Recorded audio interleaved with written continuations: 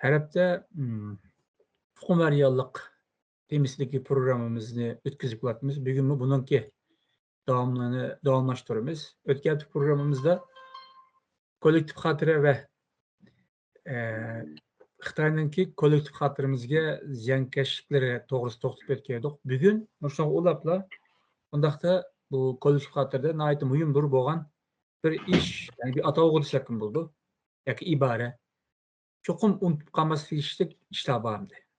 Yani nimeleri unutup kalmasımız gerek. Bunda biz bugün de nimeleri unutup kalmasımız şundakla. Unutup kalması için nimelerini kılışımız gerek. Diğer meselesi de kısa toxtup ötümüz.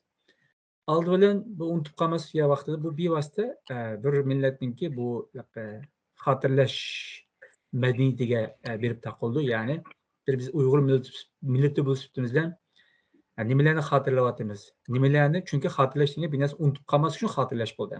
Bu medeniyetimizning taqozosi bo'yicha nimalarni unutup qolmaymiz kirimiz bugun. Bundaqda mencha bo'lgan chog'da unutup qolmaslik degan vaqtida aldidan biz cho'ng jihatni epetgan vaqtida bir siyosiy kimligimizni, ya'ni Sharq Turkistonlik kimligimizni qat'iy unutib qolmasligimiz mumkin. Balki bu bir abstrakt gap bo'lgan bo'lishi mumkin. Sharq Turkistonlik. Bu amaliyotda menga nisbatan biz Sharq Turkistonlik bir bo'lishimiz bilan siyosiy jihatdan davlat qurganligimizni unutib qolmasligimiz kerak. Yaqin zaman tarixda bo'lmasin va yoki tarixdan beri bo'lmasin, shu zaminda biz Uyg'urlar tarafidan, ya'ni millat bo'lishimiz bilan qurgan davlatlarimizni aslan gerçi biz mustaqil emas, ya'ni Türkler bilan birleşip Bon devleti deymiz, onun keyinki Kök Türkler, Uyg'ur devleti, Qarxanlar devleti qatorliq va uning davomi bo'lgan bütün shu zaminda bizim tarafimizdan qurilgan shu davlatlarni qat'iy unutib qolmasligimiz kerak. Chunki bu bizim bir millat bo'lish sifatimiz bilan siyosiy jihatdan boshqa millatlarga o'xshash saviyada ekanligimizni ko'rsatib turdi. Shundaqla bundan keyin davlat qura oladiganligimizdan iborat shundoq bir alayidlikka, iqtidorga ega ekanligimizni eslatib turdi. Qani siz Abdurim, siz qolgan davomlashtirsangiz. Bu kimlik meselesi intayın mühim. Ameliyat biz kırıp doğan narsa, bizim hayatımızın ma'nosini belgilayotgan en mühim kumlarning biri. Shundaqla Xitoy hozir yo'q qilayotgan, yo'q qilmoqchi bo'lgan en mühim bir qimmatimiz. Agar biz kimligimizni yo'qotgan vaqtda o chog'da biz o'zimiz bo'lmay qolamiz. Biz tamamen başka bir milletga, başka bir maxluqqa aylanib qolamiz. Bunun için bizim kimligimizni eslatishga munosabatli bo'lgan bir qator narsa intayin muhim deb o'ylayman. Birisi ana tilimiz. Chet ellik Uyg'urlar ana tilini unutib qolmaslik lozim. Chunki bizim kimligimiz ana tilimiz orqali barpo qilinadi. Bizim kimligimizning merkezida ana til yotadi. Agar biz nuqul bir tilni so'zlash vositasi deb qarasak, biz yashayotgan davlatdagi hukmron til bizni aloqalashishimiz uchun yetadi. Ana til ihtiyaç düşmeyeldiği için hem de amal yok. Degan bir xil beparvo pozitsiyada bo'lgan vaqtimizda amaliyotta bu bizning kimligimizga qilingan o'zimizning bir ongsiz xoinlikdan iborat. Bu nuqtadan bu ana til masalasi murassa qilib bo'lmaydigan darajada muhim. Xitoyning yo'qotayotganligini o'ylasak, uning muhimligini yana eslaymiz. Undan keyin tarixning gapini qilishda qolgan sanlarlar. Chunki bizning ijtimoiy xotiramiz tariximizni qanchalik eslayolishimiz bilan munosabatli. Buning uchun cho'ng jihatdan aytganda tariximizni unutib qo'ymasligimiz lozim. Tariximizni o'rganishimiz lozim. Undan keyin bizning har xil odatlarimiz, masalan, yemek içmek odatlarimiz, medeniyetimizga munosabatli katta ayamlardagi odatlarimiz, bizning aytishlarimiz, bolalarımızga masalan aytib kiyim Türk birişimiz yoki setib olishimiz yoki aytib birishimiz deganga o'xshash atrofimizda yashayotgan, bizni qurshab yashayotgan boshqa millatlarga o'xshamaydigan, hatto u musulmon bo'lsa, o'zimizning Uyg'urlarga xos bir qator go'zal bir turmush odatlari bor.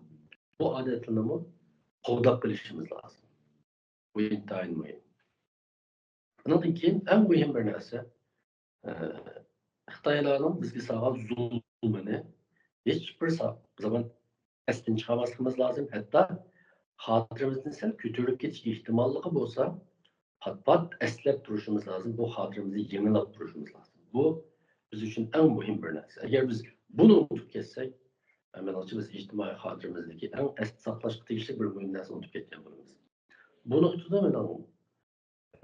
nimani degim keldi, o'sha Yahudilarning ikkinchi dunyo urushidan keyingi Germanlar tarafidan ayni vaqtda Holocaust davrida deyiladi.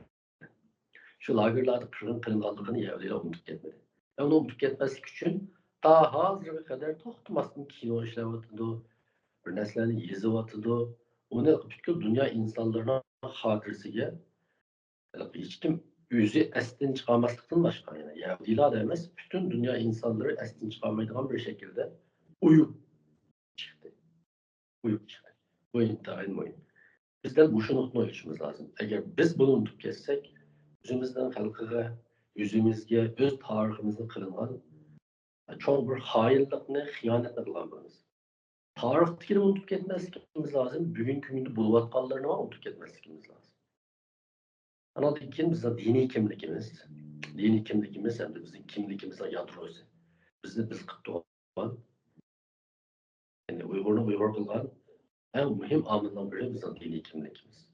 Bunu unutup ketmezlikimiz lazım. Meyli Müslüman toprakları yaşaylı ya ki başka medeniyet toprakları yaşaylı.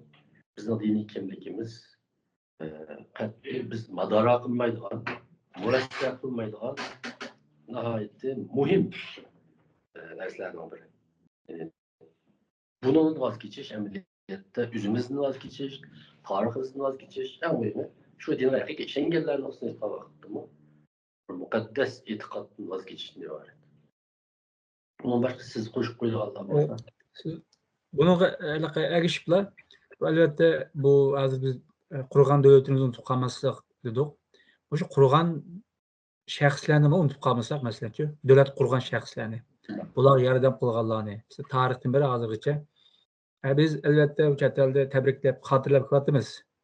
Qaysı kimler kurgan. Lekin hem yeterlik olmaydıgan birazdan keyin dep ütümüz.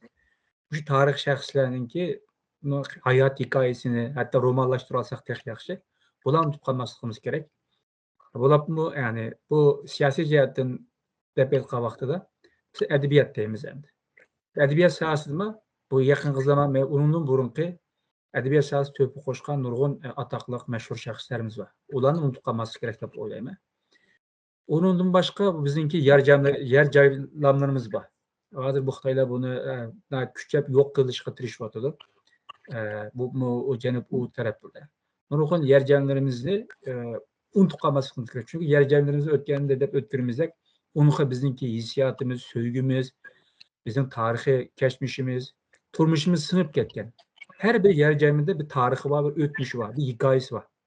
Şu ulanıma mümkün olsa, belki bir uzun məruz qurulgan təqdirdə şunu mümkün olsa şunu qoyuşqa tirsaq texim yaxşı oldu. Ondan keyin şu məşhur şəxslərin gibini qıldıq. Şularni kimi isimlerini unutup qalmasıq üçün həm də. Ya demə ballarımıza qoysaq tamamen buldu deb oylayman. Bu endi kimlik degan vaqtida kimlik bir tengiga o'xshaydi-ku. Yani tenginin bir tarafini biz o şekillendirgan bo'lsak, yeni bir tarafi Xitoylarga munosabatli. Chunki kimligimizden Xitoylar biya kelganda andan o'ttirib chiqadi. Chunki kimlik degan narsa o'ziga xos bo'lganligi uchun yot bir kimlikda uchrashgan vaqtida andan kimlik yani o'zini namoyon qildi, o'zining qimmatini. Yani shu nuqtadan siz degandek bu Xitoylarningki hamda tarixdan beri bizi qilgan har qanday zulmlari, mayli siyosiy jihatdan bo'lmasin yoki boshqa madaniyat jihatdan bo'lmasin yoki bizdagi etnik mevcudimizi qilgan bu qilmishlar jinoyat bo'lmasin, bularni unutib qolgan taqdirda tabiiy holda yani bizninki Uyg'ur kimligimizni, Sharq Turkiston kimligimizni parallel holda unutib qolgan bo'lamiz. Chunki bu o'ng tanasib deb o'ylayman. Shuni bu hamda biz Uyg'ur kimlik degan vaqtida nuqul o'zimizga oid deb o'ylaymiz, ammo dal shu Uyg'ur kimligimizga ziyonkashlik qilayotganlar Xitoylar. Unda bo'lgan keyin bu ishni tang o'ylab mangmasak, yani bir tarafı kam deb o'ylab qolsak tamamen bo'ldi. Shuna Xitoylarning bu yaqin zaman tarixida shu keyingi 20 yil qilgan ishida, qilgan etganlarini bir-birlab qaytadan eslab, mumkin bo'lsa qaytadan jonlantirishga tirsak texim yaxshi. Tragediya deganni Unutib qalsak balkim ruhiy jihatdan sal ma'naviy jihatdan taskin tepishimiz mumkin. Chunki inson buncha ig'ir zulmga ba'zi unutib ketmasa deydi hamda. Ruhiy jihatdan bir tushkilish o'tishi mumkin. Ammo demak o'g'lim, buni yana keyin qatim, ikkinchi qatim beshimiz kelmaslik uchun bularni unutmasak, texim yaxshi deb o'ylayman. Masalan, o'sha lagerlarda favqulodda ko'zga cheliqqan shaxslarning ismlari bor. Masalan, bu ziyolilar deymiz, cho'ng olimlarimiz deymiz. Mumkin bo'lsa, ularning ismini unutib qolmasak texi yaxshi. Chunki ularning bir hikoyasi orqali biz butun Uyg'ur jamiyatining hikoyasini bilalaymiz. Yoki mumkin bo'lsa shu bu yatoqlik maktablarga mahkum qilingan bizningki o'smirlarimiz bor, sabiylarimiz bor, bolalarimiz bor. Mumkin bo'lsa ularning tizimligini tepib, ularni unutib qolmasak deb o'ylayman. Balkim buni qilayotgan Yevropada ba'zi shaxslar yoki urug'lar bor deb o'ylayman. Ularni qo'ldan kelishcha qilayotgan bo'lishi mumkin. Ammo men deganimdek qancha ko'p? Chunki chet elda asosan Uyg'urlarningki u yerda ziyonkashlik uchirmagan bir urug' tuqquni yo'q. Ularningki ismini unutib qolmaslik kerak deb o'ylayman. Chunki ularning bir odamning hikoyasi deganda butun Uyg'urlar vakillik qildi. Siz qo'shib qo'ysangiz, agar qo'shib tegishli bo'lsa. Muhim nuqta ne dediniz? Şu zulümü unutib qolmasak degan vaqtda menimcha biz eng inchki nuqtalarga qadar unutib qolmasligimiz lozim. Masalan, Xitoy bizning dushmanimiz, Xitoy bizga zulm soldi desakli yetmaydi. Her bir o'zini Uyg'ur va Sharq Turkistonlar hisoblaydigan biri. Mesela şu tarix fojia, kunlarimiz qilgan musibatlar ta ki şu mayli Manchu davridan bo'lsin, mayli yoki Jo'mar davridan bo'lsin, mayli Gomindan davrida yoki Xitoy Kompartiyasidan keyingi cho'ng fojialarni. Masalan, hozir biz xohlagan bir Uyg'urni so'zsaq deyli. Ma'lum bir muhim voqealarda nima ish bo'lgan, qanchalik Uyg'ur o'ldi yoki desak, nurg'un Uyg'ur bilmaydi buni.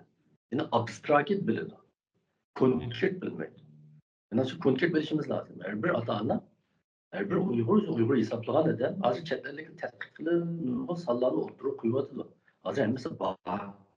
Masalan, Necdalar gibi var. Mesela Surayla xalqan Uygurdan chatlarga o'tirib qo'ygan aniqlab chiqqan Sharq Turkistondagi hech bo'lmasa matbuot yuziga chiqqan qanchalik jazolar bor. Qanchalik Uygur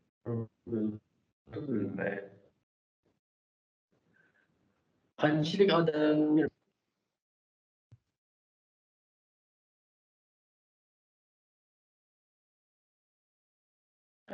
bular qancha inchki bilsak shuncha muhim. Qancha inchki bilsak shuncha muhim. Men qo'shib qo'ya oldirmish. Endi qanday qilamiz degan-ku. Del bu shu qanday qilishni burib meni qallam bir narsaga qarang. Chunki bu desak biz hozir siyosiy voqealar hadislar yoki bir ijtimoiy hadislar yoki siyosiy hadislar shaxslarni deb o'tdik.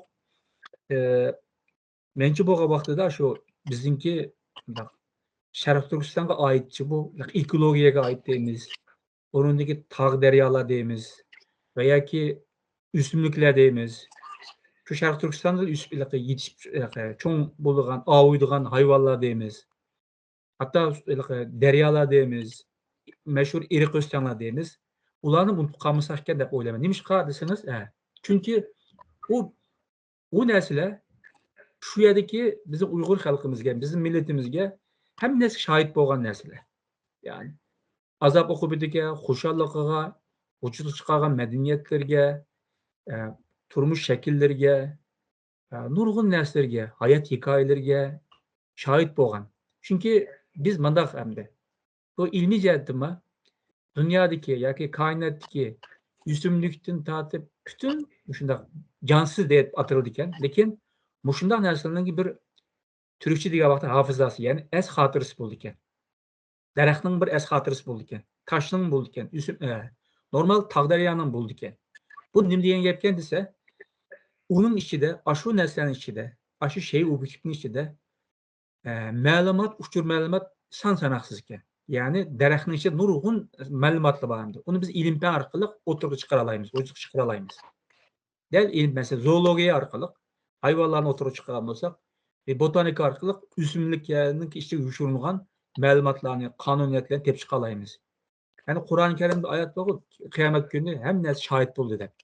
Dal amaliyotda mush narsaning bir jonliq, bir jini, bir es xotirasi bo'lganligi uchun, ya'ni ichida ma'lumot to'shqanligi uchun Bununla çok qadrlanish tegishlik, izzetlanish tegishlik, nazarga ilinish tegishlik bir narsa ekanligini unutib qolmasak, shu narsalar bizga, chunki biz o'zimizga oid bo'lganki, bizga omonat qilingan jonliqlar bo'lgandan keyin, narsalar bo'lganligi uchun uni unutib qolmasak degan umidda. Hatto hamda keyin birozdan keyin deyishimiz mumkin.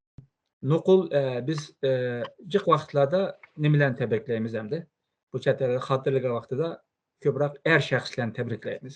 Ammo vatanimizningki nurg'un sohalarida to'hfa qo'shgan ayollarmi bor.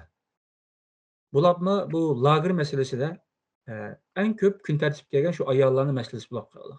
Shu ayollarning masalasini qanday unutib qolmaslik kerak deb o'ylayman. Mumkin bo'lsa, shunaqlik ko'zga cheliqqan matbuotdan o'rin olgan ayollarningki ismlarini agar xolis qabul qilsa, ularning ismini unutib qolmaslik uchun bir harakat qilsa deb o'ylayman. Hamda siz degandek ikkinchi bir mazmun qo'ysak bo'ladi. Undaqda biz hamda bu chet elda yashayotgan uzun bo'ldi. Menga xili uzun bo'lib qoldi, sizga xili bo'ldi. Albatta, shu biz chet elga chiqqandan beri har sohada, masalan, siyosiy sohada bo'lsin yoki adabiyot sohasida bo'lsin yoki madaniyat sohasida bo'lsin, shu ijtimoiy kollektiv xotiramizni unutib qolmasligimiz uchun harakatlar bo'lyapti. Lekin men shaxsan hamda shundoq biz tarixda nurg'un madaniyat yaratgan, vujudga chiqargan, ko'pchilik qilgan bir millat bo'lish sifatimiz bilan shunaqa chet elda sonimizningki intayin ko'p bo'lish nuqtasidan qaraganda bu yetarli emas deb o'ylayman. Siz bunga bir javob bersa, undan keyin qanday qilish kerakligi o'tsak. Endi bu sohaga xizmatlarni qarab boqadigan bo'lsak, rostini desak, bizdek mavjudligi ig'ir tahlika ostida qolgan bir millat ko'rsatishga tegishli bir inkosning ondan bir qismini ko'rsatmadi deb o'ylayman. Ya'ni bir tahlikada qolgan mavjudligi, ma'naviy mavjudligi emas, balki jismoniy mavjudligini yo'qotilishga qarab menayotgan bir millat asli bunday inkosli bo'lmasligi lozim. Bunday inkosli bo'lmasligi lozim. Bu normal bir ahvol emas. Normal ahvol emas. O'zimizning mustaqillik davosilar emas. Oddiy bir kimligimizni saqlab qolaylik, bolalarimizga o'sha tarixiy aslimizni o'rgataylik deganga o'xshash hech nimaga taqashmaydigan, faqat bizning ozgina tirishchilik talab qiladigan sohalarga ifodamiz bor. Haqiqatan ko'ngilga yerim qildi. Bu umumiy manzarani tasvirlasak,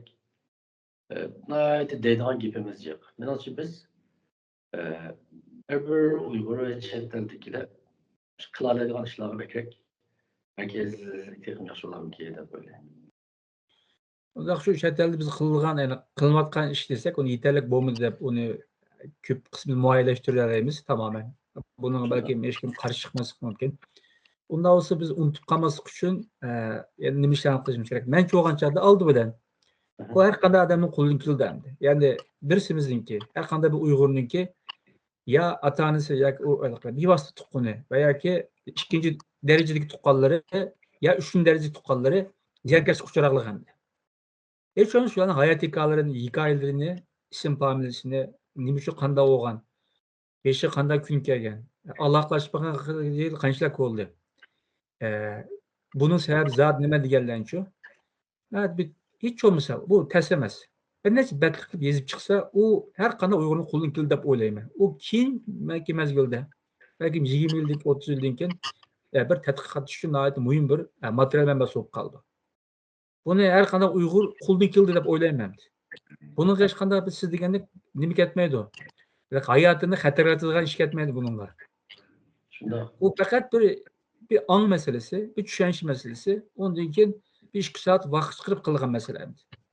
Bu eng biz tuyan narsani talab qilyapmiz ham-ku hozir. Bu nuqtani biz cho'ng jihatdan bir tariximizni xotirlash deb bir kategoriyaga kirish mumkin. Birinchidan menimcha shu tarix xotirlash xizmatlarini yaxshi boshlashimiz lozim va qilishimiz lozim. Bu menimcha 2-3 turga bo'linishi mumkin. Birisi akademik tarix tadqiqotlari. Masalan, Turkiston tarixi, Uyg'ur tarixini davr-davrlarga bo'lib, faqat siyosiy tarixlar emas, madaniyat tarixi, din tarixi, iqtisod tarixi qanchalik qila olsa, qancha inchga, qancha ilmiy bo'lsin yaxshi. bu hizmetlerini kılış lazım. İkincisi de ammevi tarih deyimiz. Avam için yazılılan. Çünkü köprek avam ilmi eserlerden de gerek. Ama bak yazılan düşünüş eserlerini okuşuna çıkıyor. Ama şu eserlerde mu kişilerdeki tarih yeni şekillendirilmiş.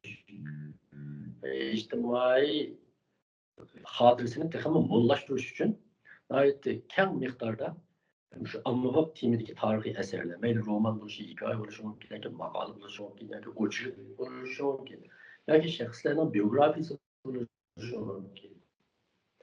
Bu eserler köpek bizlik lazım. Ben azıcık siz diyenlerini takip etmek için. Ben de Uygurlar size işin ilkesen köpür millet yaptıracağız. Her bir Uygur'un yazıp tügümeydiğin, sözler tügümeydiğin gözyaşları hikayesi var. Halbuki bunun kün yüzüğü çıkkını yok. Yani bu hakkı çıkkını yok. Bu bizim kulumuzdaki en çok risatlı baylığımız. Risatlı baylığımız. Biz şundan bir dersin tasarruf olayla. Ne tasarruf olayla? Şeylerden ne çok onun Uygur yaşamadı. Eğer 3-4 min parça Xitayda kögen kültürümüz eks ettirilgen şu şahsi tercümanlığı çıksa dedi. Dünya Şarkı Türkistan'ın yüzbürvattan zulümlerini düşünüşü, hazırkının neticesi doğru, neticesi ince buldu. Çünkü bazı şahsi geçirmişler, Xitay siyasetinin mahiyetini, icra kılınış mekanizmini en ince taraflarına kadar bazı akademik tatbikatıldığını bekleyerek yaxşı yurtuk rəyləri de böyle. Bu biz kılalaydan ama hazır kılmayottan en çok bir boşluk ve hatalıklarımızdan biri de böyle. Bazı isimizde barakta, hatırımız sallanmakta her bir Uygur çıkım kılışı lazım. Onun için biz muşla asasda bazı bu dünya bir medya dünyası. Mümkün olsa senaryoleştiriş, arkalık, drama işleş, belki kino aylandırış arkalık. Biz buna kılışımız lazım. Ben bayım Yahudilerden misal aldım. Kinoçuluk tarihinde Yahudilerden şu Holocaust'ta tasvir edilen ait dağlak kinoları var. Bunun işte Oscar mükafatı erişkin kinolar var. Bizim o acayip hikayelerimiz var. Acayip geçmişlik hikayelerimiz var. Şuna karşı kahramanlıklarımız var. Ama muşular ne menalçı? Sahne geçmiş lazım. Sahne geçmiş lazım. Bunlar bizim perzentlerimizde ve içtimai hatırımızda koşulduğun ait mühim baylıklarımız. Onun için yüzbeken zulümünü ücretleştiriş gerek. Böyle dijital şekilde ve ark şekilde, kayıtlı şekilde ücretleştiriş hizmetine alış lazım. Tatbikat oraları hatta şahıslar hem böyle kılsı buluyor. Bu herkes kendini tatbikatına hizmet etmez. Çünkü küllerden böyle biz prezentlerimizde kaldırıp koymak için bunu. Bizden başından kurbanlık verildi. Uygur milleti bedel türüde prezentlerimiz. Bu da şuna asasen küre küllerden böyle çıkan Xitay'dan bir hesap aladığım bir vakit geldi. Şu vakitte kulumuzdaki bu desmailerimizi biz Xitay'ın belki halkara sotkut tartışımız mümkün. Belki şu vakitte bizim kulumuzda tağdek pakitle bilen kulağını yukarı tölen bir ilişkiye yine bu kendimiz bu ilişkimiz bir kere erk etmesi için kulumuzun müşnez buluş gerek devam edelim. Ama yine en ahırda minalçı en mühim bir tarafı bütün ben yukarıda söylediğim işler oturup çıkan takdirde mi? Yazılgan takdirde mi? O fakat ve fakat bir dini, milli duygusu sağlam, bir vatanperver ata-analarının vasıtası arkalık analarındaki prezentlerine yetidir. Bunun için çetlerdeki her bir ata-ananın ailesi bir vatan uçku bulaş lazım. Bir vatanperverlik yetiştirilen bir ocak bulaş lazım. Ve aşı mahsulatla ata-anasının vasıtası arkalık anadaki prezentlerine yetidir. Onun başka biz bayamsız tılgağın aslında biz alaylı hatır kültürümüz, alaylı şəxslərimiz, alaylı vəqələr, bəzi qalibiyetlik vəqələr, bəzi məğlubiyyətlik eşiniş vəqələrini qayarlıq hatırlatmamız lazım. Bunun üçün üzümüzle bağmasın, mallarımızı birlikte aprışımız lazım. Aprışımız lazım. Ahır uyuşup koyduğum bazı isim geldi. Uygurlar bize naitik içtimailikni yaxşı görülen bir millet, cemaatçilikni yaxşı görülen bir millet. Etrafımızda yaşayan az sadık Uygurlar bilen bozdu. Buna ait inak, içil teşkil, alayı dikkat kılışımız, her vakit birleştiriş duruşumuz ve bu ceryana baldırımızda dahil kılışımız lazım. Yani biz baldırımızda Uygurların ijtimoiy hayot jihatdan aytdi. Birisi bilan inoq ijil o'tadigan bir jamoatchilik ruhining aytdi kuchli bir millat ekanligini ana shu faoliyatlarimiz orqali his qildiramiz. Ben bunu nima qatayın deyman desam, meni Turkiya deyli umum g'arb jamiyatida ijtimoiylik aytdi uslashgan. Kishilar aytdi shaxsni markaz qilib yashaydi. O'zini markaz qilib yashaydi. Bizga o'xshash qo'shnidochilik, tuqqandochilik, og'ayindochilik, Yurttaşlık. yurttaşlık deganlar bularda yo'q. Shunga bular g'aribsinish ichida. Çünkü psikologik jihatdan qarasak, davomli depression degan gapdan boshqa gapni olmaymiz. Dal başında vaqtda bolalarimiz bizning muhitimizda buni his qilsa, bizning aytib qadrli bir ruhga ega millat ekanligimizni bevosita tetido, his qiladi, o'zining millatini texim yaxshi ko'radigan bo'ldi deb o'ylayman. Siz qo'shib qo'yganingizdan. Bu bak yaxshi gap qildingiz, bunaqa depression yoki bu tushkunlik degan narsa millatda shaxsiylashgan-sirchi inson. U paydo bo'lgan narsa. İctimaileşsin, cemaatleşsin, yiroqlashgan sari inson o'ziniki dunyosiga kirib olgandan keyin bu o'tirib chiqadigan narsa-ku. Chunki insonniki qimmati boshqa insonlarga bo'lgan aloqada, hani o'z qimmatini topadi deb o'ylayman. Hozir siz muhim bir narsani dedingiz, bu arxivlashtirish. Hozir bu dunyo hozir digital raqamlashib, dijitallashib ketyotidi. Şuna mümkün bo'lsa, bütün bizga oid foto, surat, video, ko'rinish material, yani yozuvchi material hammasini digital arxivlarda qancha ko'p saqlay olsak, u shuncha ko'p yaxshi endi. Chunki ham dunyoning ham yerida unga darhol yetishalaydi, erishalaydi. Shunga bu digital arxivlashtirishning ahamiyatini biz qat'iy sal qaramaslik deb o'ylayman.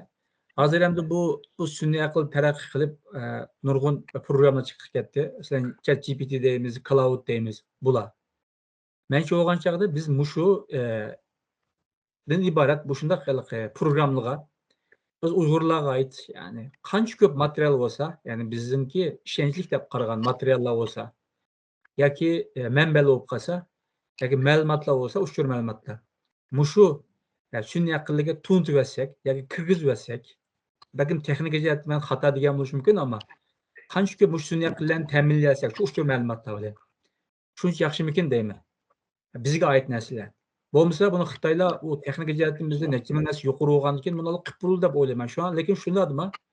Hozir asosan akademiklar jiq jamiyatga qatlam buni yuzlangan bo'lganligi uchun biz mumkin bo'lsa, ana qancha qo'limizdan kelsa, mushu sun'iy aql programmalarini ushbu ma'lumot bilan ta'minlab, u omborlarni beyitib tursak, keyin foydalanmoqchi bo'lganlarma shu manbadan foydalansa, balkim texma normal to'g'ri erishamikin deb o'ylayman. Endi bir narsa unutib qoldik biz. Bu adabiyot san'at deymiz endi. Adabiyot san'at degan nuqul tardoidirk emas. Shu bizga oid Uyg'urninki men dedik munosabatli naqshlar, musiqalar, mashrablar, shunga o'xshash mushu doiradagi har turli janrlarni unutib qolmaslik kerak deb o'ylayman. Bu albatta bu madaniyatimizga noit bir ayrilmas bir qism bo'lgan bo'lg'achqa, ya'ni bizni qilayotgan omillardan, simvollardan birisi bo'lgan bo'lg'achqa, mush adabiyot san'at, musiqa, naqsha qatorliqlarma intayin muhim endi. Chunki biz balkim bir inson bir voqeani tushunishda bir roman o'qisa yoki birisininki nurg'un gap qilsa ta'sir qilmasligi mumkin. Ammo yaxshi bir musiqa bilan, yaxshi bir mazmuni, yaxshi sog'lom bir naqshi bilan uni anglagan vaqtida u ajoyib cho'nqur ta'sir qilishi mumkin. Bevosita insonning ma'naviyatiga tegish mumkin. Shunga uning g'oyat munosabatlik naqshlarni, musiqalarni tutmamiz texim yaxshi bo'ladi. Siz qo'shib qo'yish deyish bo'lsa, qo'shib qo'ysangiz, bo'lmasa programmamizni shunday qilsak bo'ladi. Ikki nuqtani qo'shishni o'yladim hozir. Birisi biz adabiyotdan sal qaramasligimiz lozim. Aslida bizga o'xshash bir millatda noit sistemli bir mustamlik adabiyoti yoki mazlumlar adabiyoti deb tuxumlashtirsak balki bo'lishi mumkin. Shunda bir adabiyot shakllanishi lozim. Yani bayan birimizga o'xshash u qadar jiq hikoyalarimiz var. Mayli şiirler, roman şekilde bütün dünyada yazılayız. Bizim sanoqsiz roman povestlerimiz chiqib turishi lozim hozirgacha. Çünkü edebiyat eserlari o'qilishga ait qolay, yani oson, keyin bizim balalarımızın yoqtirib o'qiydi. U orqali ana keyin his qiladi. Biz mundoq kunlarni beshimizdan o'tkazgan, mundoq bir millatga. Ammo bizning bu ahvol, bu ishimiz haqiqatan eshitishdi. Biz bu temada faqat ish qilolmadik. Bekjiq asar yazilishi lozim aslında. Bekjiq asar yazilishi lozim. İkincisi, şu nimani ta'kidlamoqchidim. Şu matbuot, bayon biz tarix, dedik bir qator darsliklarimiz bo'lishi kerak. Bizimizning yashayotgan davlatlarning asosiy ma'rifidan sirt to'liqlama ma'rif shakllantirishimiz lozim. Bu maktablarning qo'li bilan, bu maktablar vasitasi bilan bolalarımızga biz mushu mahsulotlarimizni suna olamiz va o'rgatamiz. Mening so'zim oxirlashdi. Ben madaq bir qo'shib kallam kelib qoldi. Onunla to'xtalsak bo'ldi programmamizni. Ammo chet elda bu nurg'un tashkilotlar va ish qotimiz deb qotadi. Albatta, uyumli ish qotganlar bor, taqdirlashga tegishli. Ammo biz shu narsani unutib qelyapmiz. Yani qilishga tegishli. Yani biraz burun deb o'tdik. Xitoylarninki, masalan, biz shu Uyg'ur davlatidan boshlab, Xitoylarning bizning nurg'un qarzlari bor endi. Masalan deyli. Nurg'un bizga olpan topshiriq, topshirmoqlik qarzlari bor. Maxsus endi bu chet eldagi ba'zi tashkilotlar bir-birsiniki keyindan gap qilib yoki uni ayblab yoki uni yo'q qilish damdoq yoki ozish damdoq uni qilishning o'rniga maxsus shu Xitoylarninki nuqul Uyg'urlarga salgan iqtisodiyotga ziyni deyiladi. Tarixdan beri. Uning bilan uni unutib qolmaslik uchun bir tirishchilik ko'rsatish demoqchi. Hozir birazdan Uyg'ur davlati misol berdim men deyim. Masalan, yaqin zamonda biz Xitoylar bizga qanchalik iqtisodiyotni ziyon berdi. Ekologiyamizga qanchalik ziyonkashlik qildi. Uniki qanchalik bolalarimiz ziyonkashlik qildi. Qanchalik ayollarimiz ziyonkashlik qildi. Qanchalik yoshlarimiz ziyonkashlik qildi.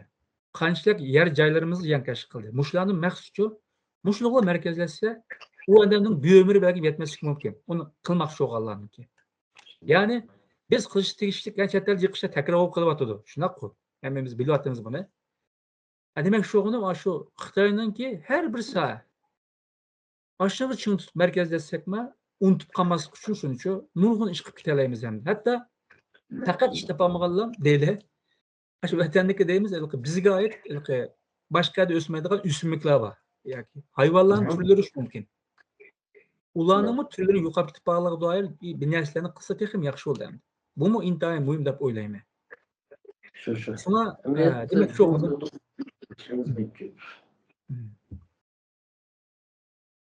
Aziz ko'rmanlar, programmamizni müşahede oxirlashtiramiz. Biz 3 sonliq programmamizda, 3 son programmamizda kollektiv xotiraning ufqumlari, onun kollektiv xotiraning alayliklari, shunaqla bizning kollektiv xotira tutgan pozitsiyalarimiz, tushunchalarimiz, Xitoylarning bu masala tutgan pozitsiyasi va hozir bugungi programmamizda nimalarni unutib qolmasligimiz kerakligini, unutib qolmaslik uchun nimalarni qilish kerakligimizni qisqacha to'xtalib o'tdik. Kelar hafta programmamizni ko'rishaylik.